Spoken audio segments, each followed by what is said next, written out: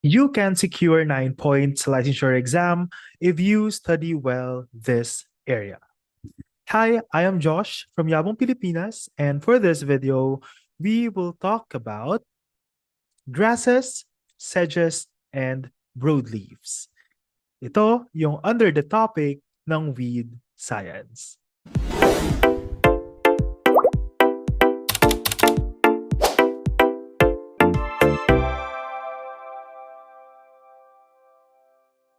Welcome to this episode. If you are new here, I am Josh from Yabong Pilipinas, and ang goal namin is to democratize access to agricultural education. Ang meaning lang nun, gagawin nating mas accessible through the social media platforms na meron tayo na libre naman yung mga coverage ng licensure exam. And for this video, we will tackle weed science under crop protection. So, throughout this lecture, meron tayong mga sasagutan ng mga questions. And also, i-discuss din natin yung mga concepts based sa TOS. So one thing that I've noticed that in crop protection, um, a lot of the coverage, like I think 50% of the coverage ay sa integrated pest management.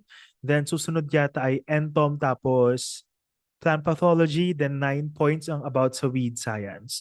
So far naman sa mga napagturuan ko ng licensure examination last year, merong positive feedbacks when it comes to this subject na okay daw yung mga naituro ko sa crop protection, ganyan. And yung ilan, ito daw yung highest nila. So, yeah, let's go to the video. Another one pala na sinasabi ko lagi is that this licensure examination is just, nandito lang ako para mag-guide sa inyo, but all of the work that ay nasa sa inyo yan. So, I am not the reason kung ba't papasa kayo, kung hindi kayo yung mismong rason kung ba't kayo papasa ng licensure exam. Nandito lang ako para mag-guide. And if you have a friend na gusto nyo pumasa ng licensure exam with you can share this video with them. Let's go to the video. To start, number your papers from 1 to 25. Okay. So, itong sa weed science, dinisect ko siya based on kung ano yung laman ng TOS.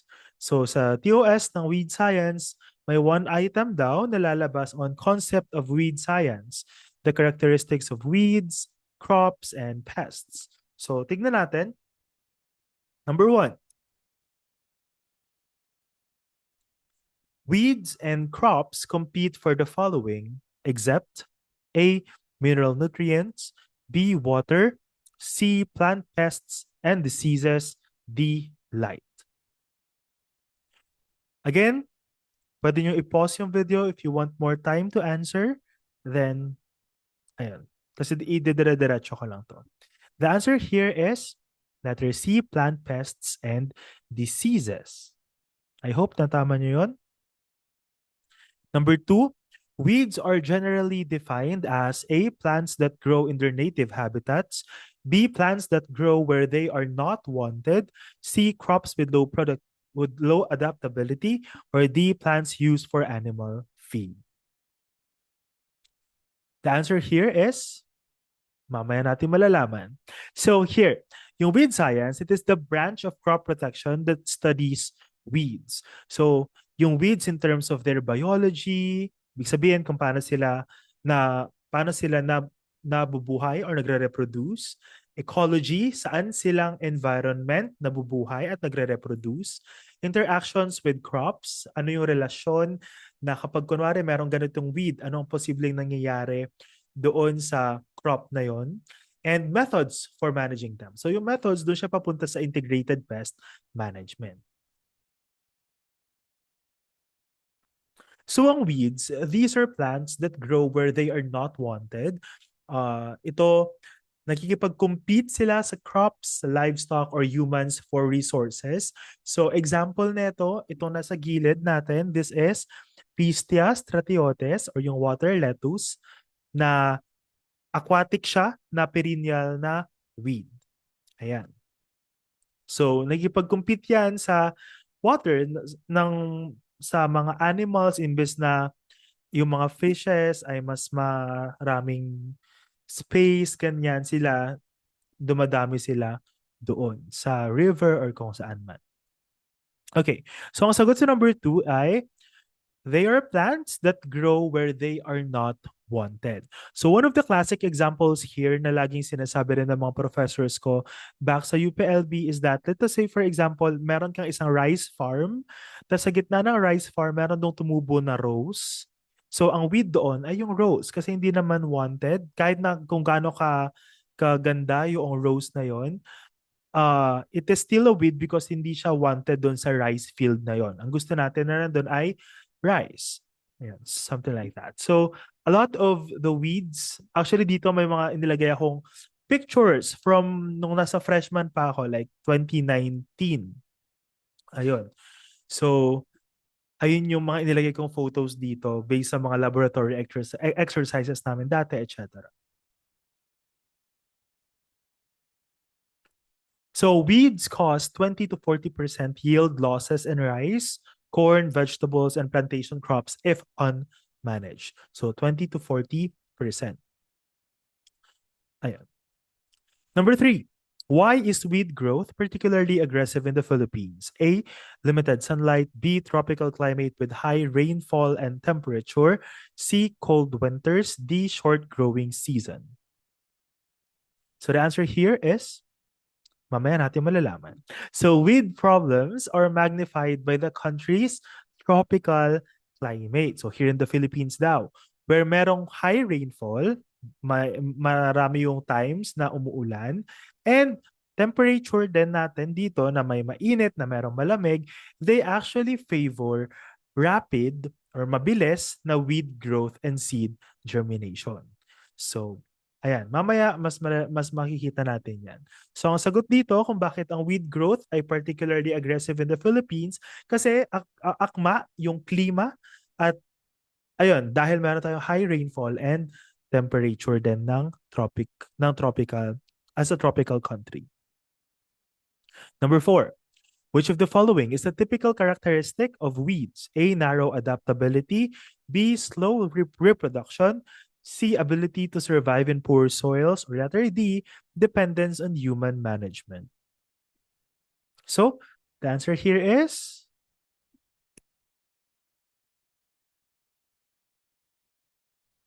letter C. Ability to survive in poor soil. So the question is asking kung ano yung typical na characteristic ng weeds. Yung letter A, una-una sa lahat, sabi dyan narrow adaptability. Pag sinabing narrow, manipis, di ba? So, ibig sabihin, onti lang. Ang ibig sabihin yan, hindi siya ganon ka-adaptable, which is baliktad ng meron sa weeds. Kasi yung weeds natin ay meron silang wide adaptability. Ibig sabihin, pwede silang tumubo kahit sa ang klaseng environment. Next, slow reproduction. Ang sabi natin kanina, ang mga weeds natin, marami silang mag-produce ng seeds. So in terms of reproduction, mabilis silang mag-germinate, mas mabilis silang kumalat. So again, baliktad ulit ito. And yung letter D, dependence on human management, syempre mali kasi hindi naman tayo nag-cultivate or hindi tayo nag-grow talaga ng mga weeds sa ating fields. So hindi sila dependent sa human management. So ang tamang sagot ay ability to survive in poor soils. Kasi even sa mga semento nga, minsan may mga umuusli na mga weeds, di ba? So, hindi nila kailangan ng super duper nourished na soil para sila ay mag-survive. Number 5, crops differ from weeds mainly because they are A, wild and self-sustaining, B, domesticated and bred for yield, nutrition, and taste, C, resistant to pest, D, highly competitive without care. So dito, difference ng crops and ng weeds. So the answer is letter B, domesticated and bred for yield, nutrition, and taste. So crops differ from weeds kasi ang ano lang nun, kasi sila ay ginugrow talaga sila para sa mga to. Sa yield, sa harvest natin, sa nutrition, and sa taste. Okay.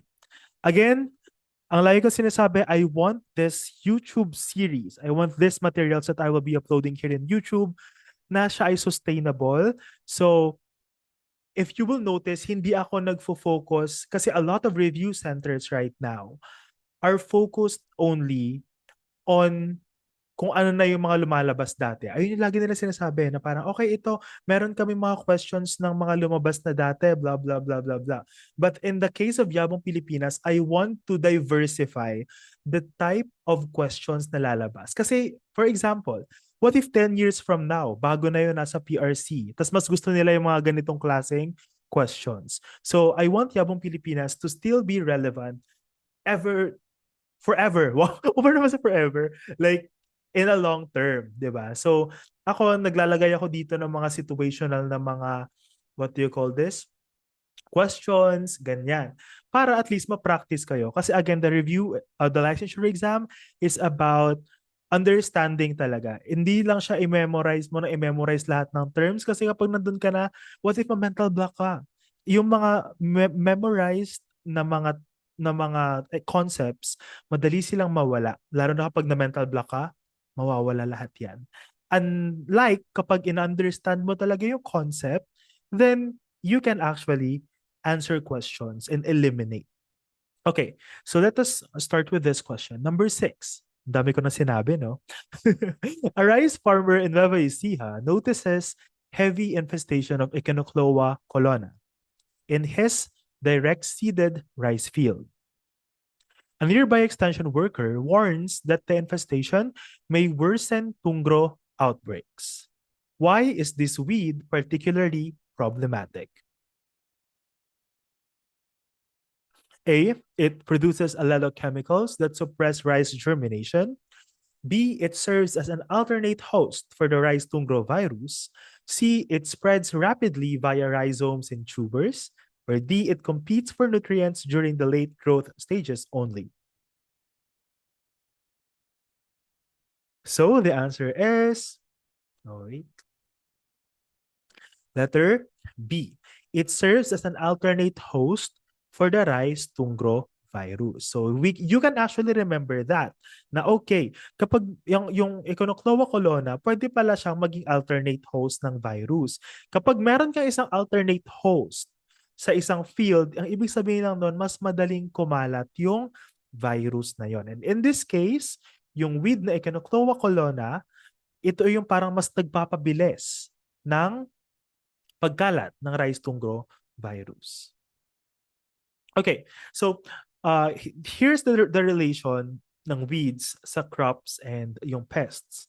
So katulad ng pests and diseases, yung weeds natin, they actually act as biotic stressors then that reduce productivity. Again, they can be considered as like an indirect competition sa ating mga halaman na yung some weeds natin, pwede rin sila maging alternate host.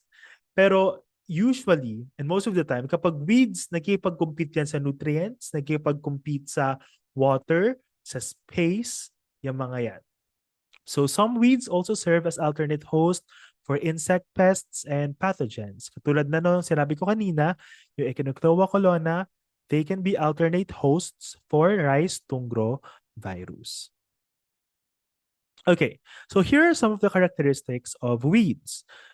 They can produce a lot of seeds, so rapid seed production. For example, amaranthus can produce thousands of seeds. Even the small, what do you call this? Small flowers like Tridax procumbens, if you're familiar with that, or Cyanthillium cinereum, yung mga yon, they can produce, I think, 10,000 to 30,000 of weeds, of seeds sa isang flower lang. So, ayun, kaya sila mabilis mag-reproduce. They also have high adaptability to poor soils and harsh conditions. Again, yung sinabi natin kanina, na they can actually grow kahit na kunwari semento lang yan, tapos meron konting tawag doon space, kaya nila mag-grow doon.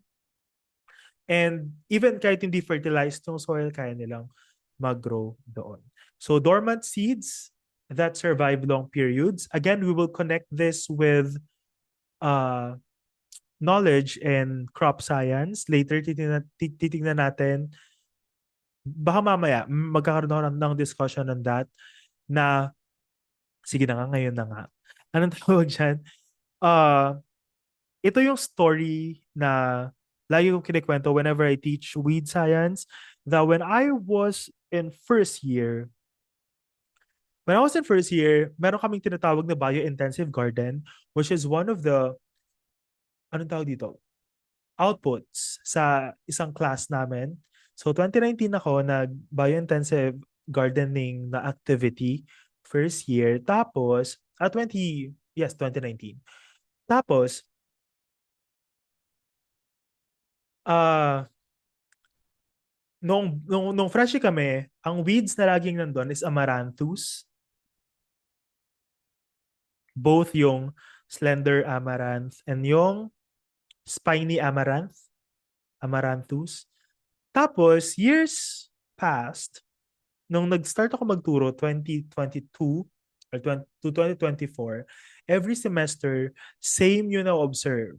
So, bakit kaya same yun na-observe nung freshie pa ako, which is 2019, tapos even nung nagtuturo na ako, tapos every semester, laging merong amaranthus na nandoon sa field. Ang inputs lang naman na inilalagay, again, i-connect natin sa crop science, na ang inputs lang naman sa bio-intensive garden ay manure, uh, kakawater leaves, tas yung lupa, ganun lang siya. Tas mga dahon ng madre de cacao, etc. So, ayun lang yung inilagay namin. Pero ba't grabe yung ano ng weeds na yon? Ayan. So, i-pause nyo to kung gusto yung hulaan, pero hulaan at isipin kung ano yung answer, pero i-reveal ko na kung bakit. Yan. So, kasi yung seeds ng amaranthus, doon siya nanggagaling sa cow manure. Kasi ang kinakain ng baka, yung mga seeds, ay yung, kapag kumakain yung baka, yung taas ng halaman syempre ang mauuna nila, di ba? Tapos, kung makikita nyo yung structure or yung biology ng amaranthus, yung seeds nila nasa pinakataas. So, kinakain siya ng baka. So, dadaan yon sa ano, sa buong digestive system ng baka, sa rumen, reticulum, wow, nag-ansay, abomasum, omasum, ay, omasum, abomasum, rumen, reticulum, abomasum, omasum. Oh my gosh, I need to review on that. Pero yon. So, dadaan yun doon. Tapos, tsaka lang siya mag-germinate kapag manure na siya. Kasi, kapag nailabas na siya, tapos inilagay mo siya doon sa bio-intensive garden. Kasi ang weeds natin, kaya nilang maging dormant for a long period of time. Imagine yung, ang tawag dito, yung duration nun na kinain ng baka, tapos nagstay pa siya dun sa tiyan ng baka, sa digestive system, tapos noong in-excrete siya, tapos syempre hindi agad siya tutubo dun. Kunwari, merong manure pile. Hindi muna siya dun tutubo. Tapos kapag nandun na siya sa field, kapag inilagay na siya sa bio-intensive gardening, sa bio-intensive garden, dun na siya tutubo kasi dun na yung merong favorable conditions. Syempre, dinidiligan na siya ng mga students, ganyan. So, ayun yung kwento kung bakit ang weeds natin, ay kung bakit ayun yung lagi namin nakikita sa bio-intensive garden namin, even for several semesters na. So, ayun. Vegetative reproduction as well, isa rin yan sa mga rason kung bakit ang mga weeds natin sobrang daling kumalat kasi pwede silang mag-reproduce via stolons or rhizomes, yung mga yan. If you will recall sa ating crop science discussion here in this channel, meron ako dyan yung vegetative morphology. Doon ko diniscuss yung mga different parts na yan. You can check on that video if you want. Okay. Ayan. Okay, so next na part ng TOS natin is yung classification of weeds. Sabi natin kanina, meron tatlong classification ng weeds. Sa start ng episode na to, I laid down grasses, sedges, and broadleaves. So titingnan natin yung differences nilang tatlo. Okay. So again, characteristics lang to ng weeds: short life cycle, wide environmental tolerance, high competitive ability, high nutrient uptake, and adapted to disturbed areas. So we have the three types, which are grasses, sedges, and broadleaves. Okay, number 7. All of these weeds belong to the grass family except A. Kogon, B. Talahib, C. Pulangpuit, D. Takip kohol. Okay? So the answer here is letter D. Takip kohol. Okay, how will you answer this question kahit hindi mo alam yung mga yan? Always remember, and I always say this kapag nagtuturo ako nito, na whenever you see like mga Tagalog na terms, most of the time, ang mga nagbibigay ng mga terms na yan, and I think almost every year may lumalabas na Tagalog term ng or common name ng mga weeds. Kasi nung year bago kami, 2022, lumabas si Pulang Puwit, like which of the following daw yung scientific name ng Pulang Puwit, parang ganon.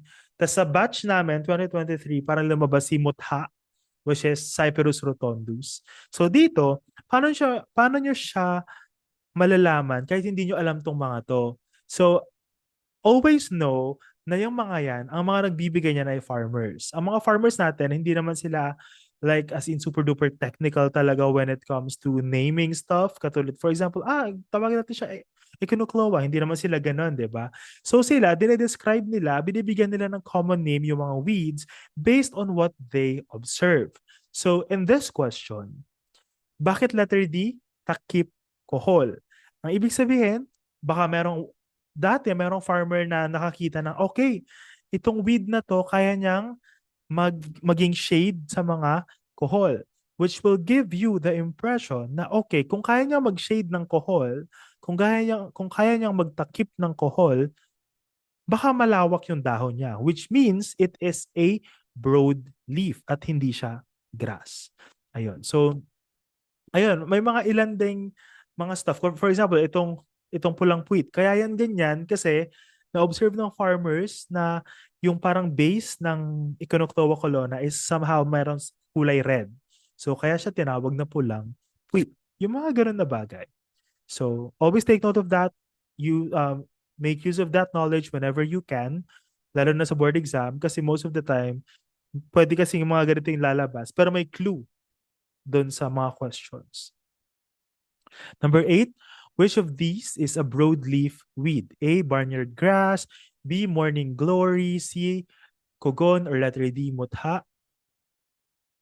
So the answer here is letter B, morning glory. Again, meron na tayong clue sa grass, barnyard grass, and sobrang dali lang kasing i-memorize ng mga scientific names, lalo na kapag kunwari meron kasamang scientific name sa board exam.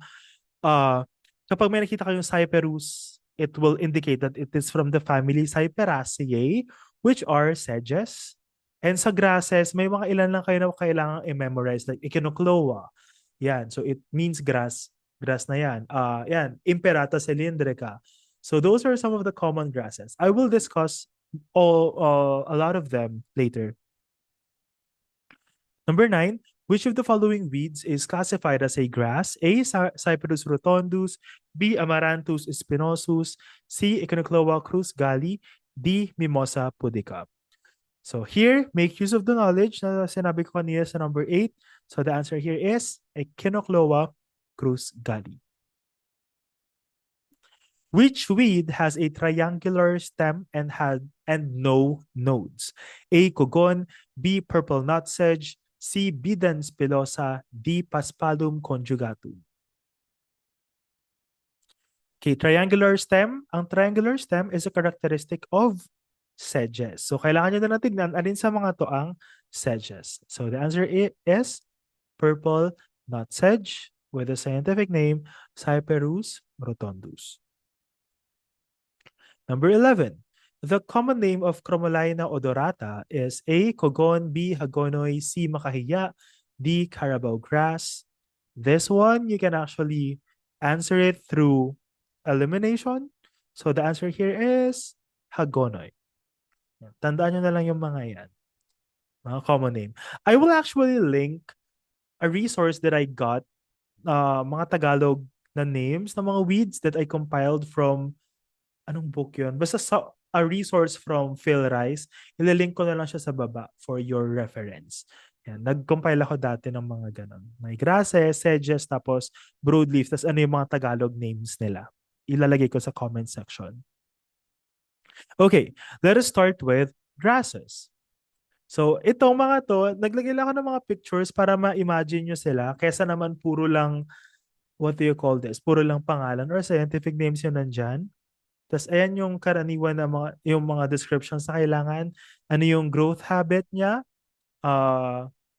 yung life cycle niya, which is perennial, and yung kung saan siya tumutubo, ano yung ecosystem. So, we have here Paspalidium flavidum. It is a perennial and sa dry land siya tumutubo. Ito yung itsura niya. So in terms of the visual stuff, siya yung parang may ganyan, no? Alternate yung ayan yung parang seeds niya. Okay, next, itchgrass or Rotbowellia cochinchinensis.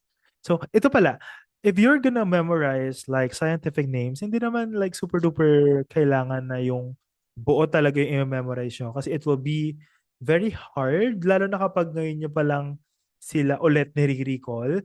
I'm somehow fortunate enough that I was able to retain some of, I think a lot of my knowledge from weed science, lalo na sa scientific name kasi favorite ko ang weed science. Mahilig ako mag-memorize ng mga scientific names nung first year ako. Yan. So, ito, Rotbowellia cochinchinensis, itchgrass. Ayan siya. Ito yung bawat isang ganito niya, bawat isang strand niya, pwede siyang putulin. Tapos yung isang ganon, ayun yung kanyang seed. So, it is an annual weed, tapos sa dry land siya. We also have here knotgrass, which is Paspalum disticum. Ito yung kanyang itsura. Ito sa perennial, and sa wetland siya nag-grow. Ito mga to actually kahit pasadahan niya lang siya, pwede niyo tignan lang yung mga genus, yung Paspalum, Rotbowellia, Paspalidium, ayun lang yung mga tignan nyo. Karaniwan kasi ang mahirap lang naman i-memorize ay yung, actually sa grasses medyo kaya niyo siya. I-distinguish nyo lang yung grasses tas yung broadleaf when it comes to classification. Tas kahit yung genus lang siguro yung aralin nyo. We also have here Bermuda grass, Hinodon dactylon. It is perennial, tas dry land. We have here smooth barnyard grass, and dito na sunod-sunod na yung mga Echinocloa. It is Echinocloa glabrescens. In the botany world, in the botany world, kapag meron kasi tayong classifications na glabre, ano eh? glabrous, and hairy. Kapag glabrous, siya ay, ano kaya yung ibang term sa hairy? Glabrous and, I forgot. Basta parang glabrous tas hairy. Yung hairy, Harry Potter, joke lang. Yung hairy ay may trichomes, like mabuhok, ganon. Kapag glabrous, smooth. So dito, kaya siya naging Echinocloa glabrescens kasi doon siya galing. Smooth barnyard grass. Smooth glabrous. Ayun. Ano lang, para may idea lang din kayo when it comes sa mga prefix, sa mga kung saan nanggaling yung mga scientific name na yan. Ganun lang siya. So smooth barnyard grass, Echinocloa glabrescens. Then we have Echinocloa cruz-gali, which is barnyard grass. So kung makikita nyo, dito smooth, ito ay hairy. So may mga buhok-buhok na kulay red. So ayan siya. Echinocloa glabrescens, in terms of its appearance, walang hair. Barnyard grass, meron siyang para mga buhok-buhok. So Echinocloa sila parehas. And we also have Echinocloa colonna, which is jungle rice. If you remember kanina, dito, ito yung pwedeng maging alternate host ng rice tungro virus. So we have here in common name, ang pangalan niya in Tagalog ay pulang puwit. So again, sabi ko nga kanina, may rason yan kung bakit ganyan. Katulad nito, kung ma-observe niyo yung base niya, it's somehow color red. So doon binase ng mga farmers yung pagpapangalan ng pulang wheat. Okay, we also have crowfoot grass. So crowfoot grass, bakit siya naging crowfoot grass? Kasi yung kanyang flower ay parang crow foot. Foot ng crow, ng ibon, parang ganun. So ayan, may mga science actually, may mga reasons kung ba't ganyan yung mga pangalan nila. So Dactyloctenium aegyptum. We also have southern sandbur. For sure, nakakita na kayo ng ganito dati. Siguro ng bata kayo kapag pupunta kayo ng farm. Tapos may mga dumidikit-dikit na mga something sa mga ano nyo, sa mga damit nyo, sa pantalon nyo. So ito yon, Cenchrus echinatus. So southern sandbur. So it is annual, tapos sa dry land siya nakikita. We also have Leptocloa chinensis. So ito siya, sprangle top. Ito yung kanyang itsura. Leptocloa.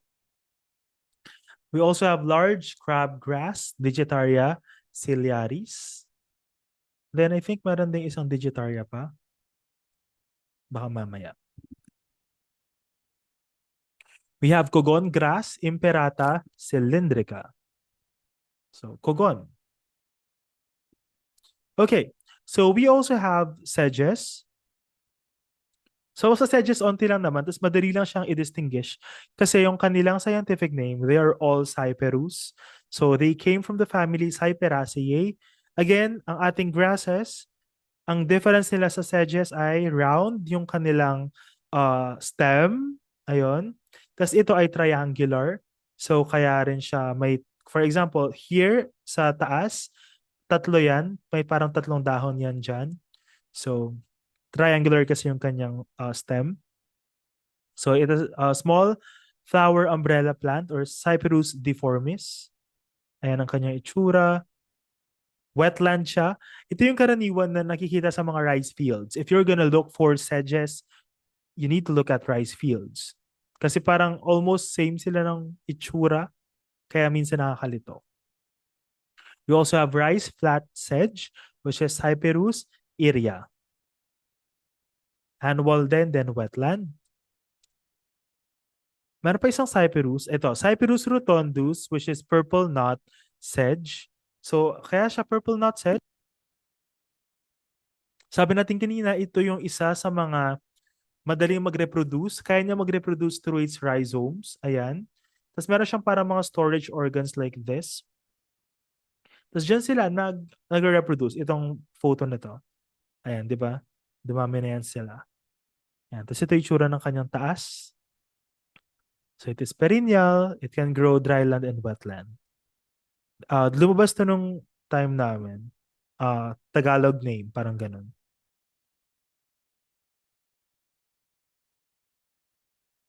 So ang answer ay mutha. Cyperus rotundus. And another one na medyo na ligaw, na relevant din sa Philippine agriculture is Fimbris tilis. So Fimbris tilis litoralis. Ayan yung kanyang itsura. Cute lang siya na parang may mga spike-spike sa dulo. So it is annual. It grows sa mga wetland. If you noticed, sa ating mga sedges, almost all of them, ang dominant talaga is sa wetland. Kasi nga, sila yung number one or sige, dominant, they can dominate rice fields. Yung rice fields ay nasa wet na conditions. Okay, now let's go to broadleaves. So ito mga to, feeling ko madali siyang ma-distinguish. Pero I don't know in terms of memorization. Yeah, let's try to make sense of all of them. So we have here Aphomea triloba. Saan nyo narinig ang Aphomea? Magka-family sila ng sweet potato. So, dun pa lang pwede nyo i-associate na, oh, Aphomea siya. So, baka ganun din yung itsura niya, which is somehow parang ganun naman. So, ito, kaya siya triloba, tatlo yung lobes ng kanyang dahon. O, di ba? May mga ganung mga clue kasi sa mga scientific name. Ayan. So, ito isang lobe, ito isang lobe, ito isang lobe. So, kaya siya Aphomea triloba. So, in its common name, ang pangalan niya ay morning glory. Ito mga to, karaniwan, umiikot-ikot sila sa corn. Yung corn ang karaniwan nilang pinupuntahan. And we also have one of my favorites, which is Tridux procumbens. Ayan. So, ganyan yung kanyang itsura. 'Di ba? Para lang siyang flower. It is actually from the family Asteraceae. Magka-family sila ng sunflower. So it makes sense na ganyan yung itsura niya. Pero weeds yan here in the Philippines. Ibig sabihin, kaya nila tumubo kahit saan-saan lang din talaga. So even sa mga gardens, even sa mga pathways nga lang sa gilid-gilid, marami akong nakikitang ganito. So that is Tridux procumbens. We also have gooseweed. So this can be found sa mga wetland natin.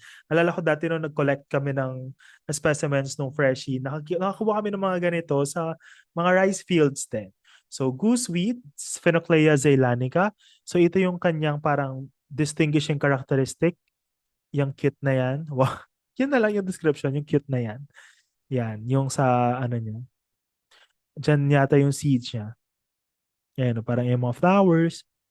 So next, we have celosia, which can arguably be an ornamental plant, pero it is considered as a weed here in the Philippines. So we have here celosia argentea, yung mga pink na ganyan. So ayan. Marami rin yan sa mga gilid-gilid, mga rice fields, etc. Ay, hindi actually sa rice field. Basta sa gilid-gilid lang ng mga kalsada. So, next is Indian heliotrope. Ang favorite ko na distinguishing characteristic niya is ito, na para siyang tentacles ng octopus. Ayan. Tapos dyan yung tumutubo yung mga flowers, tapos yung seeds, etc. So, Heliotropium indicum. We also have garden spurge or Euphorbia hirta, also known as tawa-tawa. Yung pang ano sa mga mosquito. Ayan. So, ayan siya. Yung binoboil para, hindi ko alam kung iniinom ba yun or what, para sa mga may dengue. Ayun. So, ito siya. Garden spurge, Euphorbia hirta.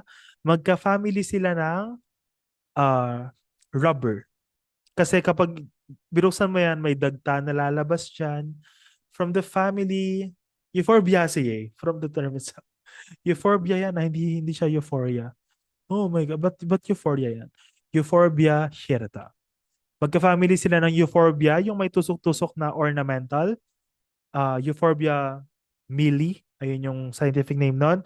Then Euphorbia hirta is itong tawa-tawa. Then Euphorbiaceae din ang rubber. Ayun, lumabas daw yata yun last year, 2025. Parang anong family daw ng rubber, something like that. Lagi kong sinasabi yun. Okay, next. We have slender amaranth, Amaranthus viridis. Ito na yung sinasabi ko kanina na if you will look at the structure of these weeds, yung mga kanyang mga lalagyan ng seeds, yung mga flowers niya, nandito sa taas. So, in terms of like the eating habits ng mga animals, syempre doon sila sa taas mauna. Alam ka namang unahin ng mga baka doon sa baba, di ba? So, ayan talaga. So, possible or there is a really high uh, chance na kaya ganun yung nangyayari na nasa manure yung mga weed seeds. Kasi kinakain sila ng baka from here, tapos dadaan doon, tapos tsaka mag-germinate. And that is in control, sige na, sasabihin ko na rin dito, that is in control ng uh, hormone which is abscisic acid. Again, babalik sa crop science. Okay, the next one is spindle top. Cleome rutilosperma. So ito yung kanyang key distinguishing characteristic. Parang may pods, tapos nandun yung kanyang seeds. I don't know if, sige, sabihin ko na lang. Ito yata yung pumuputok, yung sumasabog. Correct me in the comment section if I'm wrong. Pero I think ito yon, yung kusang sumasabog sa water. Correct me if I'm wrong.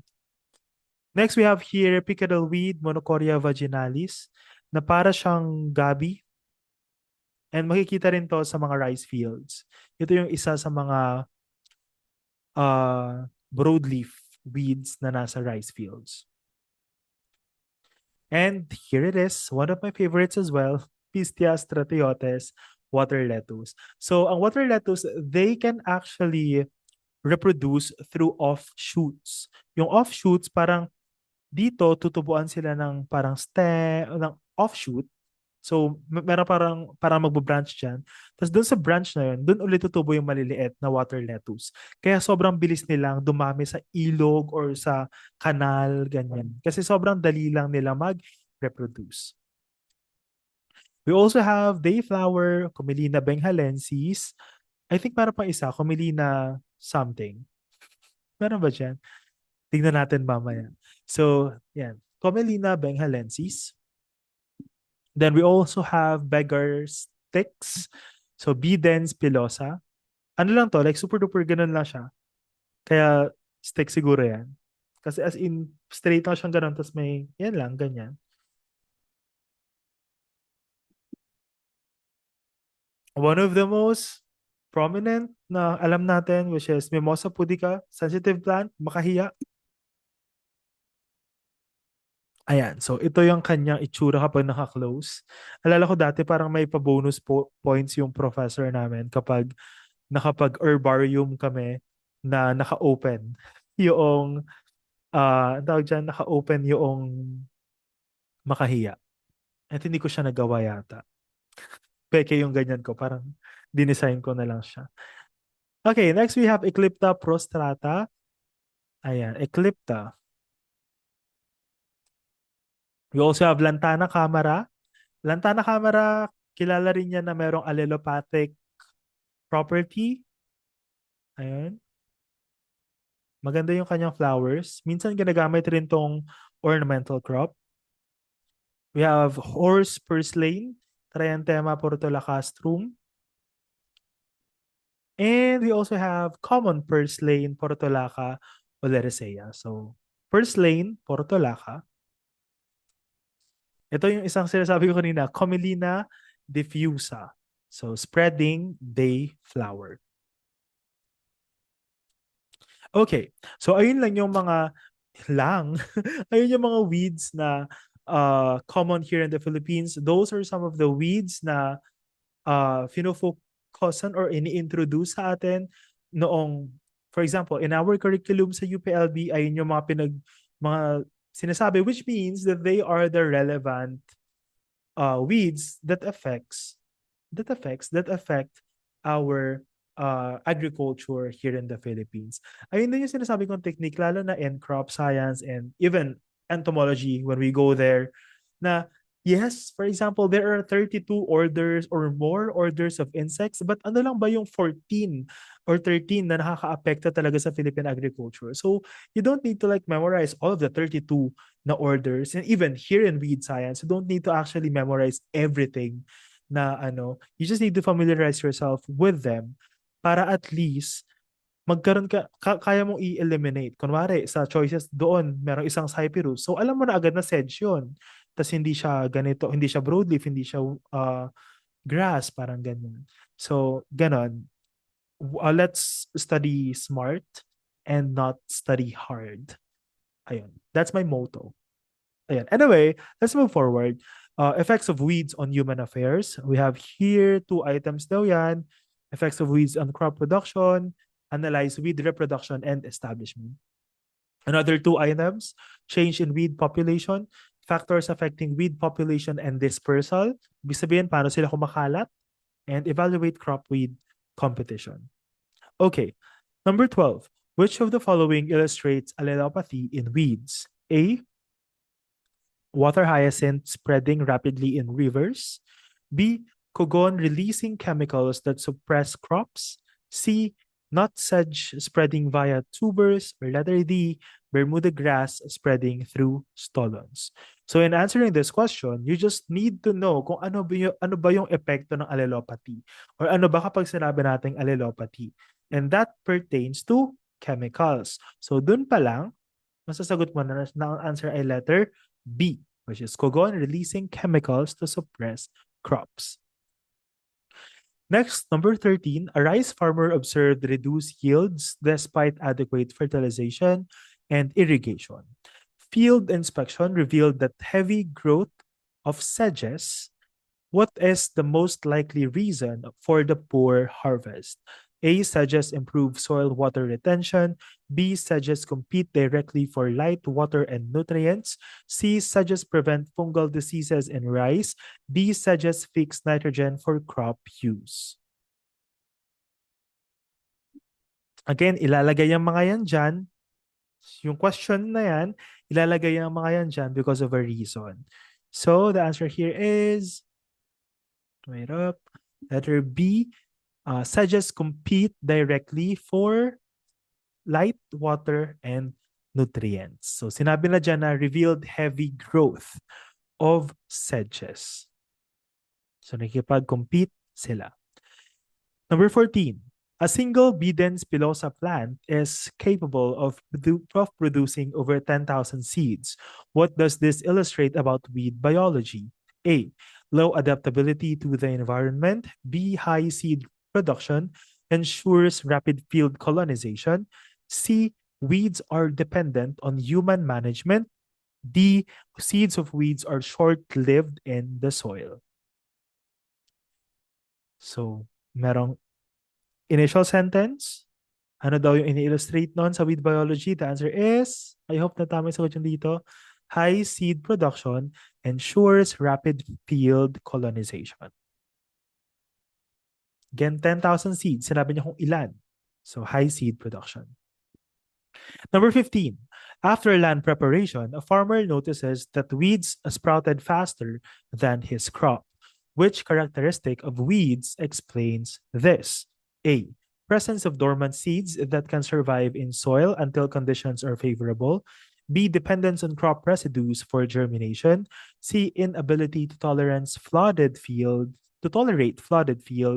D. Insensitivity to high temperatures. So the answer here is letter A. Presence of dominant seeds that can survive in soil until conditions are favorable. So this is one of the reasons kung bakit then there are some, ang pinakamas effective na pag-spray, for example, ng herbicide is before planting yung mga seeds mo. Para at least, or before land prep. After land preparation, bago mo itanim yung seeds mo, mag-spray ka ng herbicide para mamatay na agad yung mga weed seeds or yung mga seedlings doon. Tapos kapag itinanim mo na yung ano mo, mas magkakaroon ng head start yung iyong mga crops.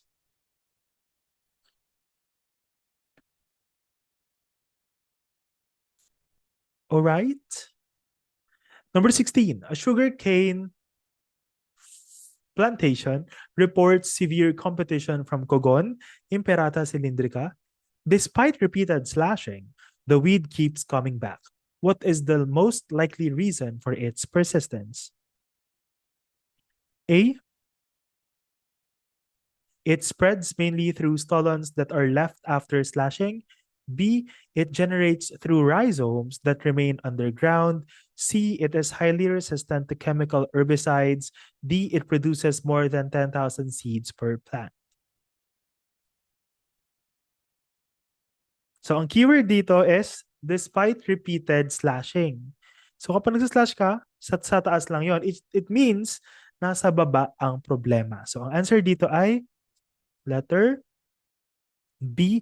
It regenerates through rhizomes that remain underground. So, kahit islash mo yung taas, since nasa baba pa yung kanyang reproductive or vegetative part na nagre-reproduce sa kanya, patuloy pa rin siyang mabubuhay.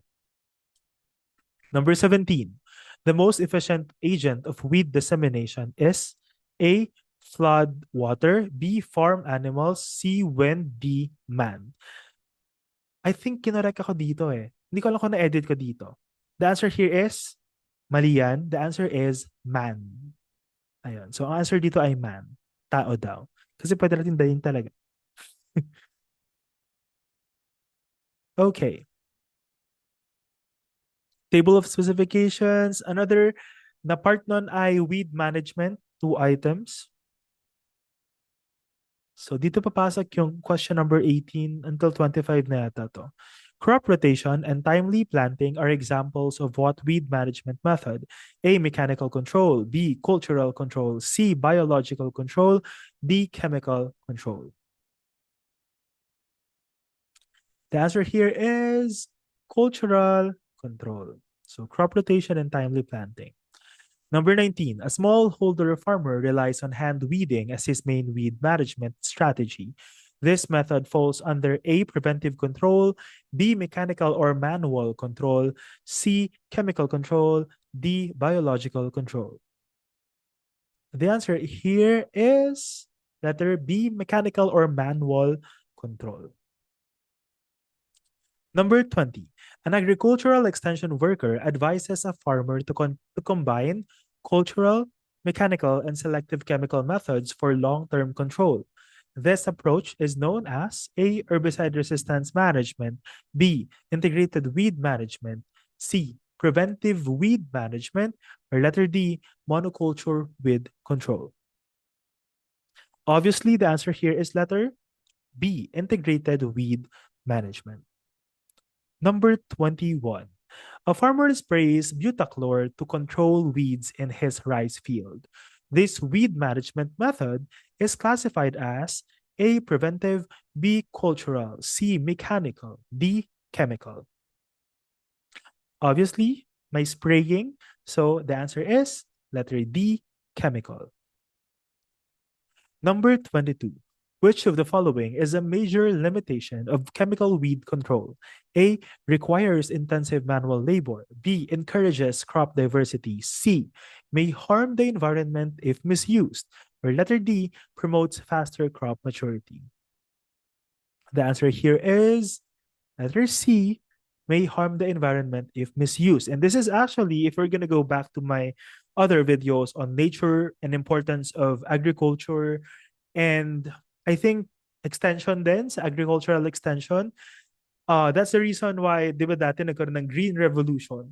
Sa Green Revolution, ang naging movement ng buong mundo noon is to increase the yields. Thus, gumamit ng fertilizers, ng pesticides, etc.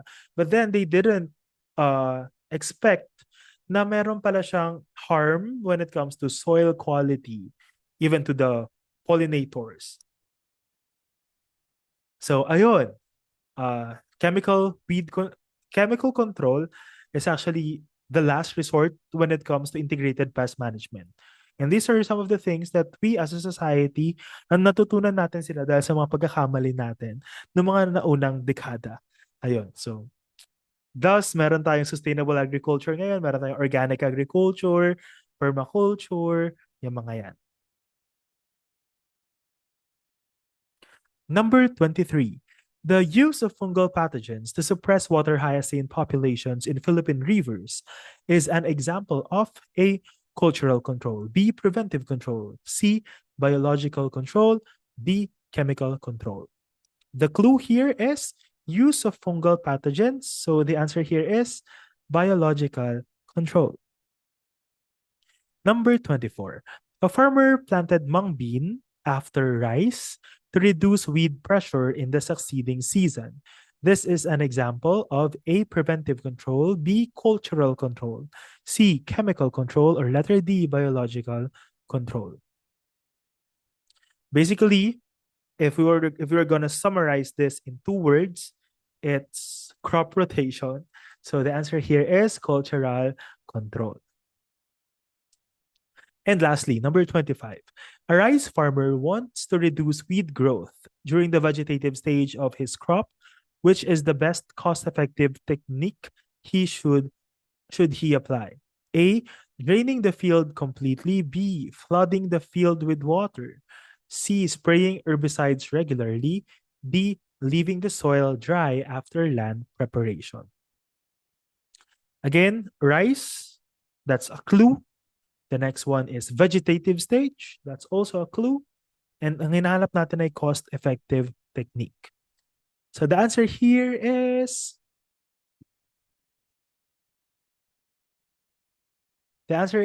flooding the field with water. So makikita natin yan sa integrated pest management when we discuss that kung paano siya nakakatulong in sa vegetative stage ng rice. Kasi sa bawat stage ng rice, meron ng iba't ibang klaseng pests. Meron yung isa, snail yung kanilang pinakalaban. The other one, weeds. The other one, mga rats, mga birds. So, titingnan natin yan. Okay, so this is another game that I think I will be doing another video on this. Pero sige, pasadahan natin siya. Again, number your papers from 1 to 25 again. And considering our knowledge that we have gained sa mga farce, sa mga first parts ng video na to, hulaan nyo lang kung itong mga to na ilalagay ko dito ay B for broadleaf, S, sedge, or G, grasses. So this will be a quick round. I will create another video siguro for this game. Pero as of now, i-ano natin. So ang mangyari, pagka number nyo, pagka ano na number 1, the next slide, ayun na yung sagot. So kaya ang isulat nyo lang dyan is B, S, or G. Okay, let's start with number 1. Cleome retidosperma. Kung naalala nyo yung mga scientific name. Tapos pwede nyo ulit-ulitin to hanggang ma-perfect nyo siya. Diba? So the answer is broadleaf. Next, Pennisetum purpureum. Again, you can pause the video if you want more time para isipin or manghula. The answer is grasses. Number 3, Commelina diffusa. The answer is broadleaves. Next, Imperata cylindrica. The answer is grasses. Cyperus rotundus. The answer is sedges. Ephomia triloba. The answer is broadleaves. Amaranthus viridis. The answer is broadleaves. Digitaria spp. The answer is grasses. Ageratum conizoides. The answer is broadleaves. Cynodon dactylon. The answer is grasses. Cyperus iria. The answer is sedges. Bidens pilosa. The answer is broadleaves. Chromolina odorata. The answer is broadleaves. Rotboelia cochinchinensis.